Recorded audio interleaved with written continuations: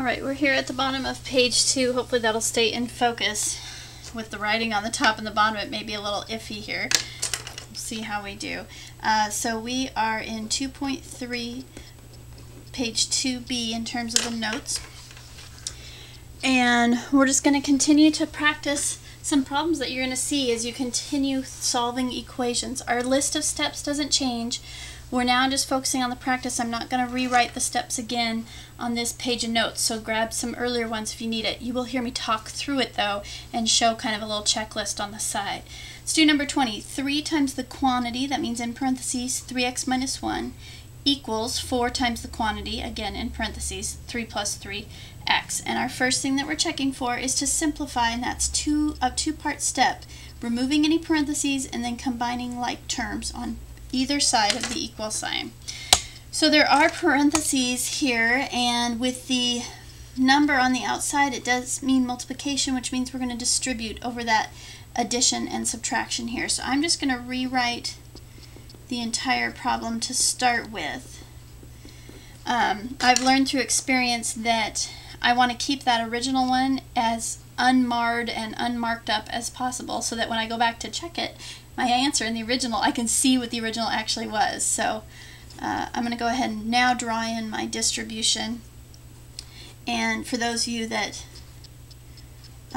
want to do this part, you certainly can.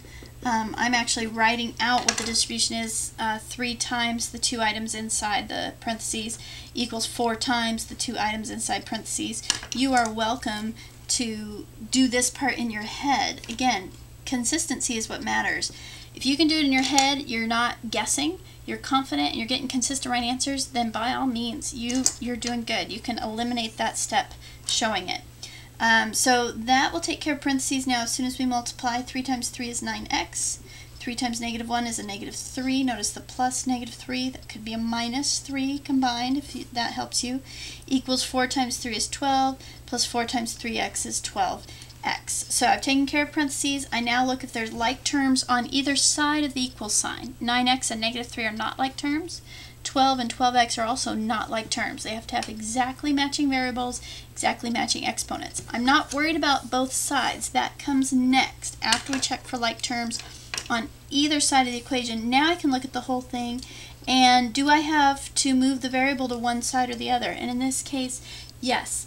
And I'm going to move it to the right side this time. I'm going to avoid negatives. It's your choice. What's in front of the 9 is a plus, so I do the opposite. That's going to be a minus 9x to both sides. And what you end up with is no x's on the left. I just have a negative 3 equals 12 plus 3x. 12 minus 9 is going to be 3x. Now, in the sense that what I aim to do is create the ax plus b equals c form. What I have is c equals b plus ax, but that's okay. It doesn't matter how it appears. I just have those 3 components. It's equal to a constant. I have a couple things happening to x over here. We're okay. In fact, we're going to get to the point where they do start to look a little different than that, but we're going to be able to undo any of that with our what's happening list. So what's happening to x now? If we were to put x in over here on just the side that has x is what we're looking at. First it would get multiplied by 3, then 12 would be added to it according to order of operations. So multiply by 3, and then you'd add 12. If you were going to do that visually using a timeline, you could write it like this: x times 3, then plus 12, and you'd read that left to right here. Okay? And then we're going to undo what's happening to x. So we're going to go up the list here, reverse order. Step 2 becomes our first step. Step 1 becomes our second and final step. Opposite operations, add becomes subtract, multiply becomes divide. Go right to left on the timeline. We have minus 12 and divide by 3, and we'll go from right to left in the order. So we follow that list now. Our first thing that we come to, multiply by 3 and add 12. First thing that we come to is we subtract 12 on both sides, so that's what we do. The 12s cancel each other. You're left with 3x on the right side. On the left side, negative 3 minus 12, or think of it as negative 3 plus a negative 12. You get negative 15. So we've done our subtracting 12 from both sides. Go next on the list, our second and final step, to divide by both sides by 3. As we continue right to left, we're going to divide by 3. Both methods tell us the same thing to do, so whichever method makes more sense to you. Some of you can just look at this and know what to do. You don't need these steps then. If you can look at these problems and know what to do and not feel like you're guessing, consistent right answers, you're good. Okay, you don't have to change your ways to get good at these problems. So x equals negative 15 divided by 5 is going to, negative 15 divided by 3 is going to be a negative 5. And now we get to check our answer. Back in the original equation, 3 times x minus 1 equals 4 times 3 plus 3 times x. And I'm going to take that negative 5 and plug it right in here and right in here, and I'm just seeing if this will make a true statement. So in inside parentheses, I've got negative 15 minus 1, that's a negative 16. Inside the other parentheses, I've got 3 plus a negative 15, that's going to be negative 12. Positive 3 times negative 16 is negative 48. 4 times negative 12 is negative 48. Yes, that's a true statement. My answer checks. I'm almost out of room here, so I'm going to go over to the side to kind of highlight my answer. There's my set notation in negative 5. Took up one line too many. Sorry about that. Okay, I'm just going to double check the video here. Okay, we're good. Let's try number 30 together. Now, just due to space, I'm going to kind of wean us off the list here, this little checklist. I'm going to still verbally talk through it, but you're not going to see me write it down here. Okay, but you can kind of follow along here as we did on this side. So we're going to check for, we're going to simplify, which means we need to remove any parentheses. So there's plenty here. I've got negative 2 times parentheses z minus 4 minus parentheses 3z minus 2 equals negative 2 minus parentheses 6z minus 2. And I've learned from experience that I want to keep that original equation intact for checking purposes. So I'm just going to recopy this before I start marking it up with what I want to do. So I recopied here, and I'm going to distribute so that negative 2 is going to get multiplied here. If you need help, make this a plus a negative 4 so that you know you're multiplying negative times negative and you're just adding the two results. When you see a negative in front of a parentheses, it's as if you're multiplying by a negative 1 all the way through. Okay, it's as if you're subtracting each of those pieces, and when you subtract something, you're going to add the opposite. So it's as if that negative changes both of those signs there. So however you want to think about that. What that looks like then is I'm going to multiply negative 2 by both those items in there, and I'm going to multiply that negative 1 by both those items in there. And then I end up with negative 2, so there's my plus, there's my plus, there's my plus there, and negative 2 plus a negative 1 times both those items in there. Ooh, almost ran out of room here. Okay, so what were those items? They were a z and a minus 4. Z and a minus 4.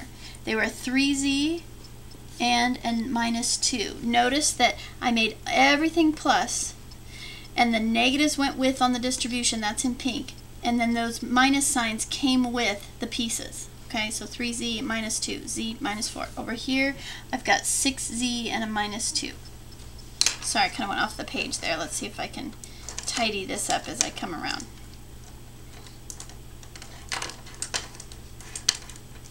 So I've got negative 2z plus negative 2 times negative 4 is a positive 8, so plus 8, plus a negative 1 times a 3z is going to be a minus 3z or a plus a negative 3z. Those are equivalent.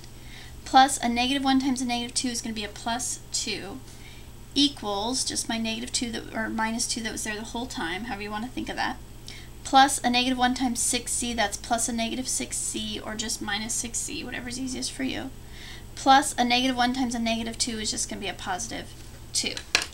So what I did was I removed parentheses. Now I look to combine like terms on either side of the equation. So let's look over here on the right. Negative 6z does not have a matching term, but negative 2 and 2 are constants. They need to be combined. They're opposites, so these are going to actually cancel each other out. Negative 2 plus 2 is 0. So on the right side, I just get negative 6z. On the left side, I have both constants and variables. So let's combine the variables. Negative 2z plus a negative 3z. So we're adding, same sign. So we're going to keep the sign of negative 5, 2 plus 3, 5z. And then the constants here, plus 8 plus 2, that's going to give me a plus 10. So I'm starting with negative 5z plus 10 is equal to negative 6z. Lots of ways to do this. You now get to pick a side. We can move the 5z to the right side, or we can move the 6z to the left side. I think I will show you what would happen if you moved the 6z, because I want you to be aware of this potential situation. If we move the 5z by adding, because we do the opposite of what's in front of the variable, add 5z to both sides, you'd get a negative 1z over here on the right side equal to a positive 10. You divide both sides by negative 1 to undo what's happening to z, and you'd be done. Then you could check. But let's see what happens if we add 6z to both sides. Again, I'm picking a side. I'm making z, the variable, land on one side or the other of the equal sign. So I'm going to add 6z to both sides. Over here, negative 5 plus 6z gives me a positive 1z, or just plain old z. Okay? And then I've got a plus 10. But what do I have over here? Negative 6z plus 6z. Those are opposites. They cancel each other out. You're down negative 6, you go to the right 6, you're back at 0. 0z, or just 0. Okay? 0 times z is just 0. 0 times anything is 0. So if I have 0 z's left, I have a value of 0. I want you to be aware, we've mentioned this a couple times in class, a couple times in the notes, 0 is a valid number. Don't change the rules. Don't freak out just because things cancel out. If everything goes away on one side of the equation, you're left with 0. Okay? It's not a comfortable place to be. I get that. Not having anything is very uncomfortable. It's a very unsecure feeling type in life too. So just start to be secure in the fact that it's okay to have an answer of 0, to have one side equal 0 for the moment. Let's go ahead and ask ourselves then, what's happening to z?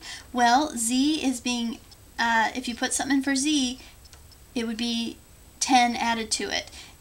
Or if you looked at a timeline, it'd be z plus 10, reading left to right. We undo that, we reverse that list. There's just one step, so we just have one thing to undo, and that's subtract. We would read right to left here. There's only one thing we run into. We have to do the opposite, subtract.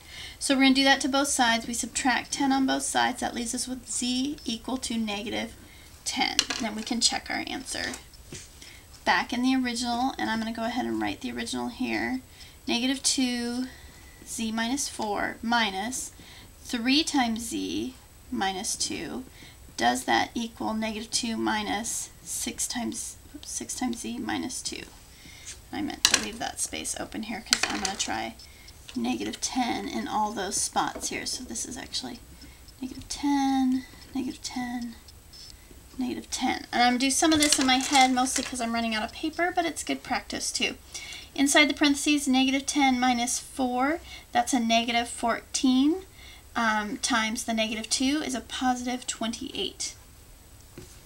Inside the parentheses, 3 times a negative 10 is negative 30. Minus 2 is a negative 32, minus the negative 32 is plus 32. Okay. Over here we've got negative 2 minus something. Let's see what that something is. Inside, 6 times negative 10 is negative 60, minus 2 is negative 62. So I've got 28 plus 32, that gives me 50, 60. I've got negative 2 minus a negative, that's going to be the same as adding the opposite. So negative 2 plus 62 is going to be positive 60. This checks. So my answer of negative 10 works. So I put that in set notation, and I'm good to go. Alright, so you'll want to use the back of the page to do some of these try problems. First of all, though, take a moment, talk it through. If you have nobody you can tell what you're learning, then talk it through for yourself. Get the steps. Not just, I multiplied by 3, I subtracted 12, I divided both sides by 3. Not just what you did, but why you did it. Here's what I'm looking for. First, I removed parentheses. Then I combined like terms. Then I picked a side by using the opposite operation from the variable. Then I asked what's happening. I used the timeline, or I made a list, or I thought it through in my head. I undid that list. talk it through in steps that make the most sense to you. Note any questions that you have, anything in here, anything that came to mind, highlight it for yourself so when you come to class and I say, hey, what are the questions? What's bugging you? You can ask right away, okay? Or if it's a long time till class, get a help resource that you can connect with before you come. And then copy, make sure you've got everything copied. Hit the pause button so you can try 24 or 28 or both. Come back for the answers. And here we go. For number 24, you should get negative 33. And for number 28, you should get positive 41. Okay, good job. We'll see you on page 3.